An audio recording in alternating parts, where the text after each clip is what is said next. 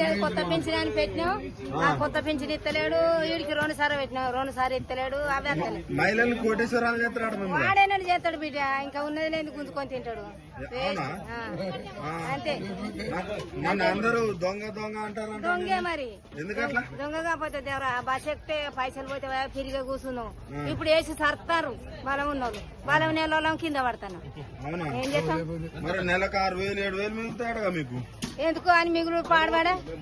దెబ్బలు పడి మళ్ళా దవాఖాన పోతే మళ్ళీ 5,000 కానీ బట్టి ఏమిటికి 6,000 మిగులు మరి పడితే కొట్టుకుంటావు కొడుతుర్రు సాధనైన వాళ్ళు కొడుతుర్రు నూకేస్తారు నూకేసే వరకు దిప్పుకు అంటే ఏం చేస్తాం రేవంత్ రెడ్డి వచ్చినాక గ్యాస్ 500 కొత్తందా మాకైతే ఎత్తలేదు ఈ వరకు తులం బంగారం ఆయన బంగారం మీద మన్ను ఇంకా తులం ఇస్తాడా ఇంకా అప్పుడన్నా 1,16,000 ఏమో వచ్చినాయి అయితే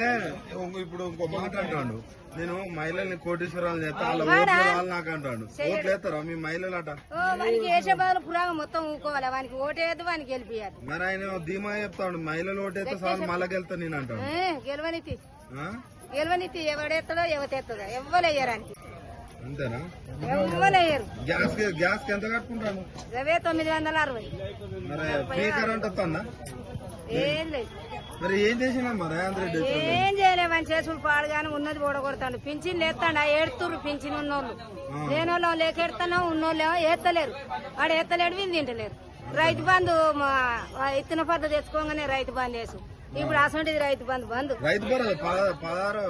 15,000 అన్నాడుగా తినాలి కానీ వాడేమెత్తాడు ఇక తిట్టుడు లాభం లేదు ఇక అంత ఇంటే బాధ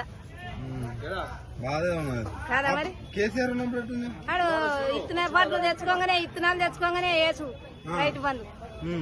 ఎకరాన్ని 5,000 4,000 వేసాడు మొదగాలు 4 వేసాడు వెనక సీర 5 వేసాడు మర్చిపోయిన ఈ మధ్య సన్నబియ్యం ఇస్తారు సన్నబియ్యం కైకిలుగా 2 నెలలు అయ్యబట్టి సగం నూకలు సగం బువ్వ